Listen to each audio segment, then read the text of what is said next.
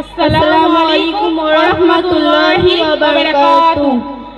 আমার নাম সুহানা খাতুন। আমি একটা মোকালামা করছি। মোকালামার নাম সালাম ও পদ্মা। আমার সালাম। আমি সালামের বিপদ্দা। আমার নাম মোসাম্মদ রোকেয়া খাতুন। আসসালামু আলাইকুম। Good evening. কি হলো রুকায়া, সালামের উত্তর দিলে না যে? দিয়েছি তো, এই তো গুড ইভিনিং বললাম আরে না। এটা সালামের উত্তর না। আরে এখন সালাম কালাম চলে না, তুমি কি জানো না এখন মডার্ন যুগ, ও তাই বলতে নাকি? হয়। ও তাই নাকি? আচ্ছা রুকায়া, তোমার সাথে সকালে দেখা হলে কি বলবো? কেন সকালে দেখা হলে গুড মর্নিং বলবে, দুপুরে দেখা হলে গুড নুন, বিকালে দেখা হলে গুড আফটারনুন, সন্ধ্যাবেলা দেখা হলে গুড ইভিনিং, রাত্রে দেখা হলে গুড নাইট। এটাই তো সিম্পল। ও তাই নাকি রুকায়া, তোমার কথা শুনে খুব হাসি পাচ্ছে। কেন, এটা আবার হাসি ব্যাপার কি হলো? তুমি কি জানো রাসূল সাল্লাল্লাহু আলাইহি সাল্লাম বলেছেন আসসালামু ক্বাবলাল কালাম। এর মানে কি? এর মানে হলো প্রতিটি মুসলিমদের নরনারীদের জন্য দেখা হলে কথা বলার পূর্বে সালাম দেওয়া।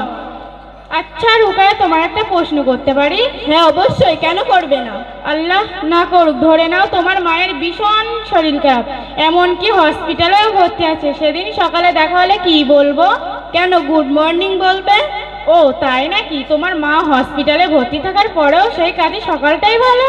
না, তা কখনো না। আচ্ছা শোনো, তুমি কি আমার সঙ্গে মজা করছো? তাহলে আমি কি বলবো? কেন, তুমি সালাম আদান প্রদান করবে।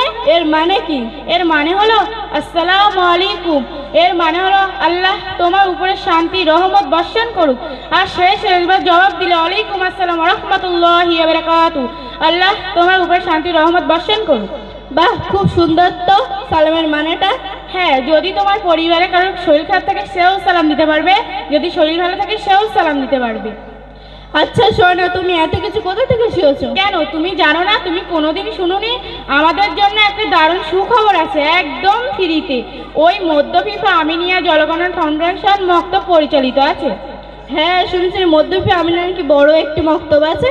হ্যাঁ, আমাদের সকলের প্রিয় হাফেজকারী মাওলানা মোহাম্মদ আজিজুর রহমান সাহেবের অনুপ্রেরণায় ও মোহাম্মদ বায়েজিদ আমিন সাহেবের পুরো চেষ্টায় এবং সমস্ত গ্রামবাসীদের সহযোগিতায় মক্তব গড়ে উঠেছে। সেই মক্তব থেকে শিখছি। সত্যি শোনা, তুমি মক্তব থেকে কত কিছু শিখেছো, কিন্তু আমি তো কিছুই জানি না। এমনকি সরাসরিয়াতের কথা জানার কি কোনো উপায় আছে? হ্যাঁ অবশ্যই, তুমি আজ থেকে আমাদের ওই মক্তবে চলো, দেখবে তুমি আমার মধ্যে সব কিছু শিখতে পারবে।